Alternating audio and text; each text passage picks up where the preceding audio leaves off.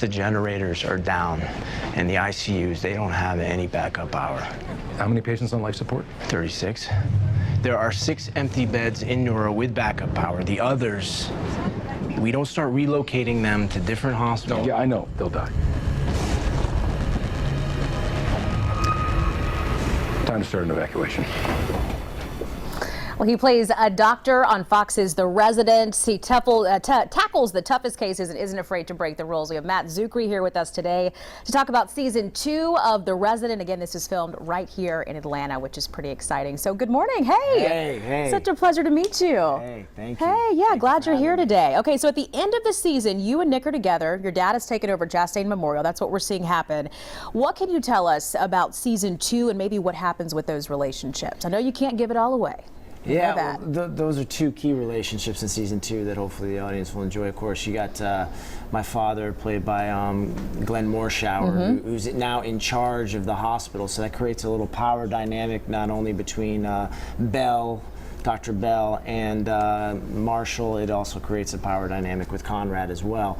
You also see Conrad and Nick together. In episode 3, you're going to see an origin story, if you will, with some flashbacks of why they broke up the first time and why they're trying to make it work this time. So those are some little tidbits we're going to see in season 2. There's a particular scene that we couldn't show at the very top. It's you and Nick, and I have to ask you, what is it like doing those really steamy scenes on TV? Well, it is network TV, so Right.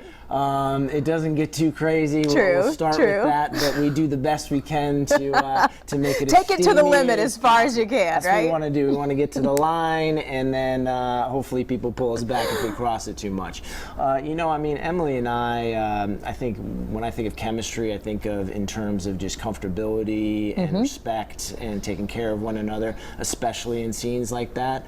You want to feel comfortable, you want to feel respected, you want to make sure you're heard, and that's what I think creates the chemistry, actually, is the off-camera relationship that we have in terms of that comfortability. So those steamy scenes come more from that in terms of we feel comfortable and safe with one another. I was gonna say, you're both professionals, right? We've been both doing it for a long time now, and so the most important thing to us is to create that relationship in a believable way, and that's what we're trying to do, whether it be the scenes in the hospital where we're working as teammates together, or those more steamy scenes, as you call them. You're doing it. You're doing Thank it. You're you. definitely doing it. You are. Hard, I can say that. So thank you. Okay, I have to know, what sets The Resident apart from all of the other medical dramas that we've seen? Obviously, there are a lot. So what do you think it is about The Resident? And there's even more coming out each season. So, which just means people love them, you know? It is a beloved genre. You know why I wanted to do it is it's a beloved genre that takes a different angle onto it in terms of the window that we peek into.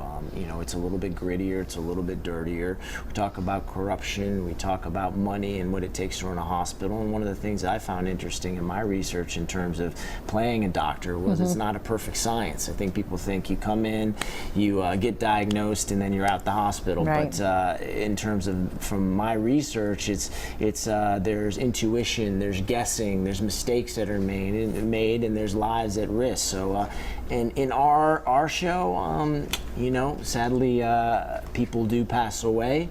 So we're trying to grab that grit and reality in a little bit different way than some maybe the other shows do. Okay, now this last question that I have, because you've got a lot going on this morning, it's more of a personal nature. It's about your last name. Yes. A lot of people, now we know how to say it, but I'm sure starting out at first, they didn't know how to pronounce Czuchry, right? There's a story that goes along with that. There's a lot of stories that go along with that, I'm sure. But when I was in kindergarten, it took me a very long time to spell my last name. So I never feel bad that anybody who says they don't know my last name, that's understandable, because I didn't for a long time. You got that extra C. Yeah, the extra C is a little tricky. It's Czuchry. And my mom always said when I was playing tennis and they call out my name and they didn't say my name right, she's like look, that just keeps you humble. So right, yeah. Well, and then when you make it, is what we're told your mom said, they'll know how to say your name. That's right. That's right. But we still keep it humble regardless. Yeah, sure. And we definitely know how to say it now. Matt, thank you so much for coming in today. We definitely appreciate it. And our thanks to Fox Publicity for help coordinating today's interview.